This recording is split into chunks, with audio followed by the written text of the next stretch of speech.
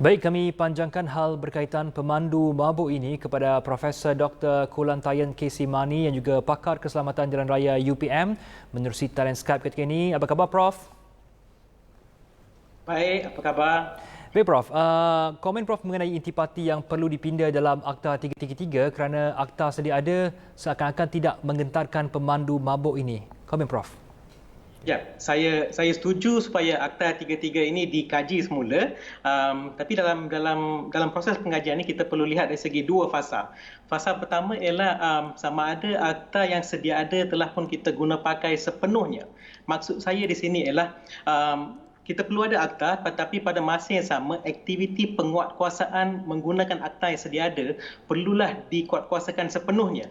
Dan selepas itu kalau kita masih juga mempunyai rekod-rekod kemalangan yang tinggi dan kita nampak masalah ni kita tidak dapat atasi, baru ada keperluan untuk kita tingkatkan dari segi hukumannya. Ya, Prof. Statistik Jabatan Siasatan dan Penguasaan Trafik Kuala Lumpur pada Januari tahun ini mendapati 158 individu ditahan kerana memandu di bawah pengaruh alkohol. Jadi Prof lihat, adakah negara kita secara umumnya masih terdedah dengan risiko kematian yang tinggi angkara pemandu mabuk?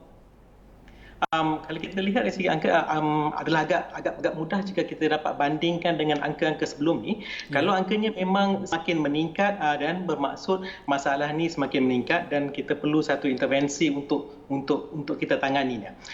So untuk kita jawab soalan ni lebih baik kalau kita dapat compare dengan data-data mengikut bulan-bulan yang sebelum ni ataupun tahun-tahun ni sebelum ni.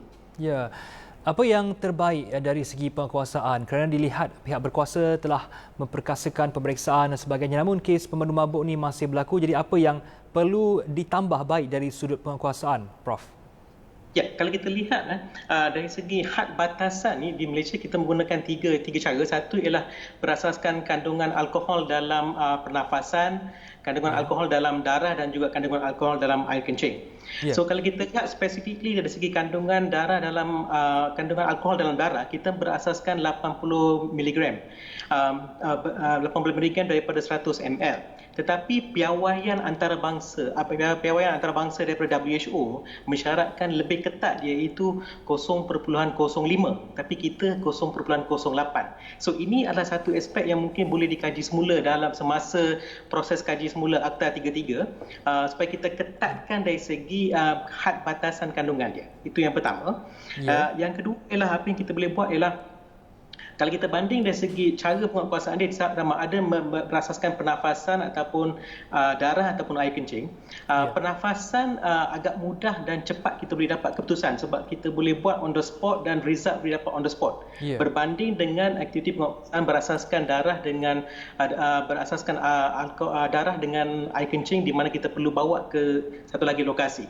So kalau kita dapat tambahkan peralatan untuk breath analyzer, dan saya rasa kita dapat membuat lebih banyak saringan on the spot di jalan, dan dengan ini kita dapat mengurangkan bilangan, kita dapat kesan lebih ramai pemandu serta merta dan kita dapat kurangkan pergerakan mereka. Dan ini sekaligus dapat memastikan perjalanan mereka dan juga pengguna jalan raya yang berkongsi jalan dengan mereka juga selamat. Ya, mungkin Prof ada sedikit nasihat kepada pemandu di luar sana?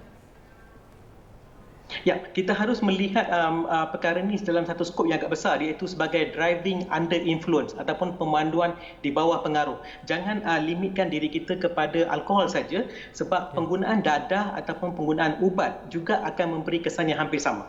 So ini yang kita perlu lihat yang pertama. Yang kedua ialah kita perlu tahu apabila kita mengambil alkohol melebihi had batasan, apa yang akan berlaku ialah ada 6 perkara yang akan berlaku. Yang pertama ialah dia akan mengurangkan waktu reaksi kita. Contoh kalau kita sebagai seorang pemandu, waktu reaksi kita akan sekarang lebih perlahan berbanding dengan asal. So ini akan mengundang dari segi kemalangan, itu yang pertama. Yang kedua ialah dia akan mengganggu dari segi keseimbangan badan kita serta koordinasi di antara anggota badan kita. So ini juga akan membahayakan pemanduan.